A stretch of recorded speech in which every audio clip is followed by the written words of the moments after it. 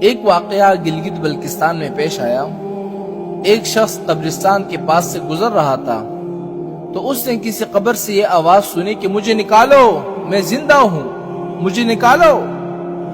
جب ایک دو مرتبہ اس نے آواز سنی تو وہ یہ سمجھا کہ شاید میرا کوئی وہم ہوگا، خیال ہوگا، کوئی آواز نہیں آ رہی۔ لیکن جب مسلسل اس نے یہ آواز سنی نا تو اس کو یقین ہونے لگا۔ وہ قریب کی کسی بستی میں گیا اور لوگوں کو بلایا کہ قبر سے آواز آ رہی ہے، تم سب میرے ساتھ چلو۔ انہوں نے آواز سنی، سارے لوگ آئے تو واقعی قبر سے آواز آ رہی ہے۔ اب یقین ہونے کے بعد لوگوں کو مسئلہ پوچھنے کی فکر ہوئی کہ پہلے علماء سے پوچھ لیتے ہیں کہ قبر کھولنا جائز بھی ہے کہ نہیں۔ وہ لوگ محلے کا جو امام تھا ان کے پاس گئے، انہوں نے کہا کہ اس طرح قبر سے آواز آ رہی ہے تو ہم کیا کریں، قبر کھولے یا نہیں کھولے؟ امام صاحب نے فرمایا کہ اگر تمہیں اس کے زندہ ہونے پر یقین ہو گیا ہے تو قبر کھول لو اور اس کو باہر نکال لو۔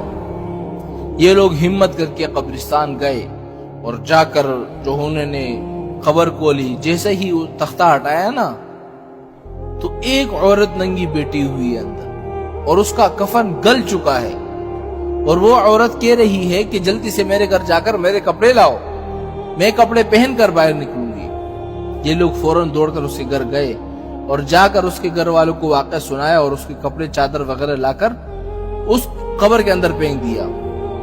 تو اس عورت نے وہ کپڑے پہن لیے۔ جب کپڑے پہن لیے نا تو وہ قبر سے نکلی اور بجلی کی طرح دوڑ گئی اپنے گھر، اور اپنے گھر جا کر ایک کمرے کے اندر چھپ گئی اور اندر سے کنڈی لگا دی۔ اور جو لوگ قبرستان کے اندر موجود تھے وہ بھاگ کر آئے اس لڑکی کے گھر، اور وہاں کر دیکھا وہاں اس عورت نے تو کنڈی لگائی ہے۔ تو لوگوں نے دستک دی کہ کنڈی کھولو۔ اندر سے اس عورت نے جواب دیا کہ کنڈی تو میں کھول دوں گی، لیکن کمرے کے اندر صرف وہی شخص داخل ہو جس کے اندر مجھے دیکھنے کی ہمت ہو، اس لیے کہ اس وقت میری حالت ایسی ہے کہ ہر آدمی مجھے دیکھ کر برداشت نہیں کر سکتا، لہٰذا کوئی دل رکھنے والا شخص آ کر میری حالت دیکھے۔ اب سب لوگ اندر جانے سے ڈر رہے تھے، مگر دو چار آدمی جو مضبوط دل والے تھے انہوں نے کہا کہ تم کنڈی کھولو، ہم اندر آئیں گے۔ جب اس عورت نے کنڈی کھولی نا اور یہ لوگ اندر چلے گئے، اندر وہ عورت اپنے آپ کو چادر میں چھپائی بیٹھی تھی۔ جب یہ لوگ اندر پہنچے تو اس عورت نے سب سے پہلے اپنا سر کھولا۔ ان لوگوں نے دیکھا کہ اس کے سر پر ایک بھی بال نہیں ہے، ایک بھی، وہ بالکل خالی کھوپڑی ہے، نہ بال ہے نہ کوئی کال ہے سر پر، صرف خالی ہڈی ہے۔ لوگوں نے اس سے پوچھا کہ تمہارے بال کدھر گئے؟ تو اس عورت نے پتہ کیا جواب دیا؟ سنیے گا۔ اس عورت نے جواب دیا کہ جب میں زندہ تھی تو ننگے سر گھر سے باہر نکلا کرتی تھی، پھر مرنے کے بعد جب میں قبر میں لائی گئی تو فرشتوں نے میرا ایک ایک بال نوچا، اور نوچنے کے وجہ سے میرے بال بھی نکل گئے اور میرے سر پر جو کھال تھی وہ بھی نکل گئی۔ اور اس کے بعد اس عورت نے اپنا منہ کھولا۔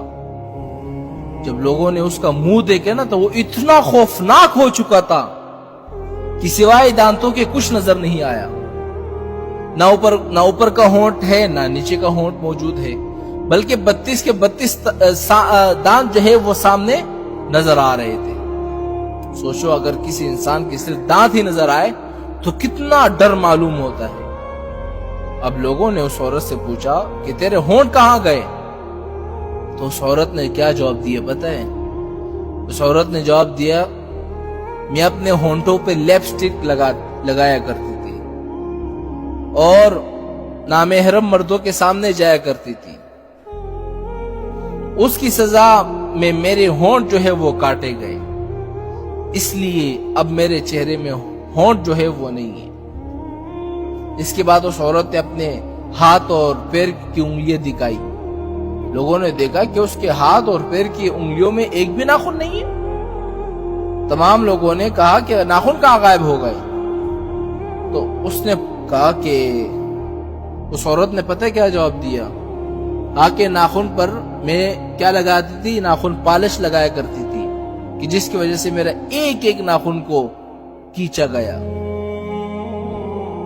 میں یہ سارے کام گھر کے باہر نکلا کرتی تھی، اس لیے جیسے ہی مرنے کے بعد مجھے قبر میں پہنچایا گیا تو میرے ساتھ یہی معاملہ شروع ہو گیا۔